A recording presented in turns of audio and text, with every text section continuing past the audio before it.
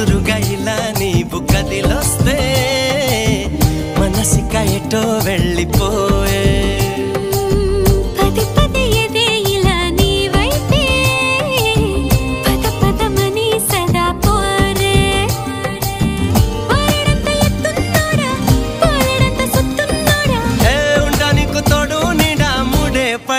ఎడా పెడా